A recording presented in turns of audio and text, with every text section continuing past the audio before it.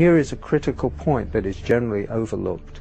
The anti-Semitism of the Nazis had a great appeal already in the mid-1930s to many Arab nationalists and Islamic fundamentalists. From the mid-30s, from 1936 on, Hitler and his propaganda sections made a great effort to win over the Arab peoples of the Middle East.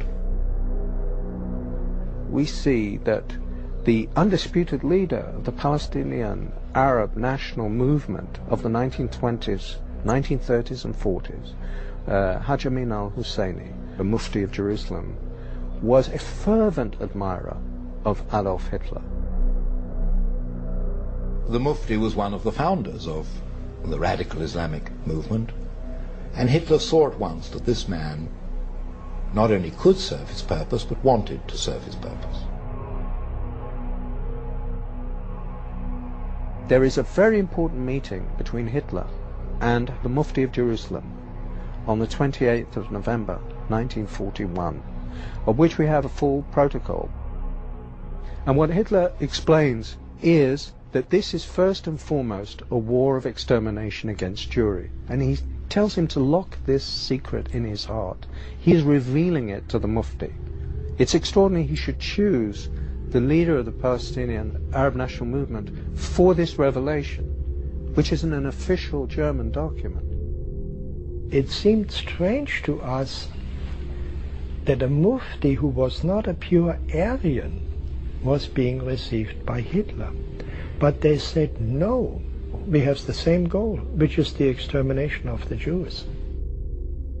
The Mufti was sent to the Balkans, where he raised a Bosnian Muslim SS division.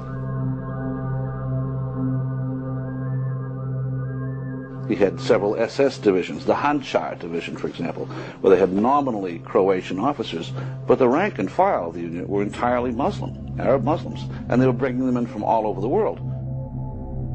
I was utterly astonished that the Grand Mufti of Jerusalem had raised a Panzer division of Bosnian Muslims to fight along the Waffen-SS.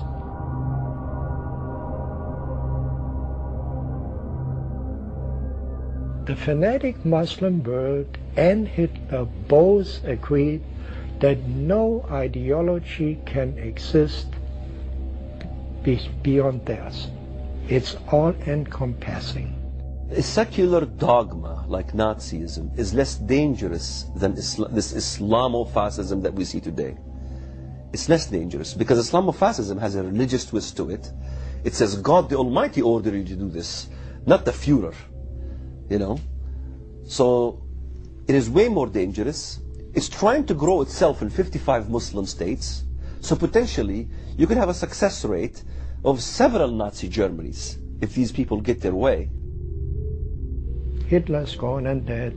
The German people are not the Nazis of 1944, but the Muslims have never wavered in their goal, which really is, if they possibly could, to kill all of the Jews. I'm convinced of that. If radical Islamic fundamentalists had their way, we would have another Holocaust. There's absolutely no doubt about that. If Al-Qaeda could produce it, they would. But what begins with the Jews never ends with the Jews, as the West and Europe in particular is slowly but surely beginning to understand.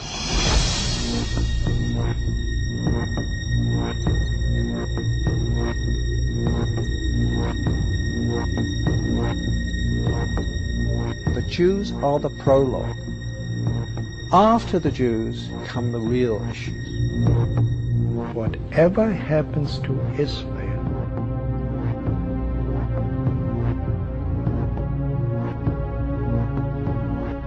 eventually is going to be the fate of the world.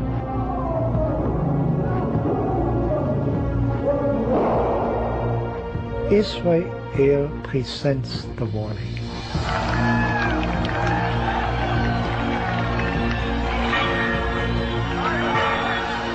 Islam is superior than the Jews, than the Christians, than the Buddhists, than the Hindus.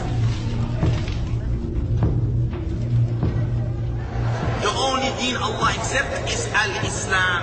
And whoever seek any other deen apart from Islam will never be accepted.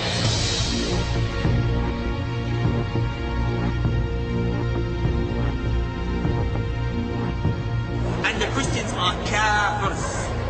And you may say to yourself, no, they're innocent. No kafir is innocent. Two blasts just minutes apart, outside two churches in Baghdad, as those inside worshipped. And you too will meet your destruction, because Allah's religion will prevail on this earth.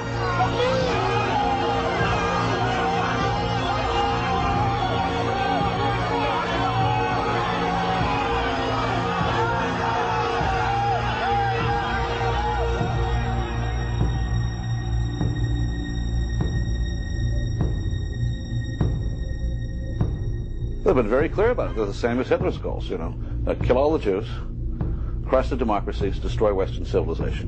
They wish to strike down the West. They want to defeat the West. They want to defeat Christianity. They want to defeat Judaism. They want to spread Islam in their own way. أن الله عز وجل أوجب علينا أن ننشر هذا الدين في الأرض كلها. It's very clear. We've heard it so many times from many Muslim leaders that they want to Islamize the world. پیام انقلاب پیام جهانی است، در جغرافیا و زمان محدود نمی شود. تردید نکنید که انشاءالله اسلام همه کجا رو فتح خواهد کرد؟ همه قله های جهان رو فتح خواهد کرد. قد حكمنا الدنيا وسيأتي يوم والله نحكم فيه كل الدنيا. سيأتي يوم نحكم فيه أمريكا، سيأتي يوم نحكم فيه بريطانيا، ونحكم فيه كل العالم. Radical Islamic groups want to see the world unified under Islam. It's only a matter of time until we rule Earth, until we control Earth. One day, this very flag will fly over the Parliament in London.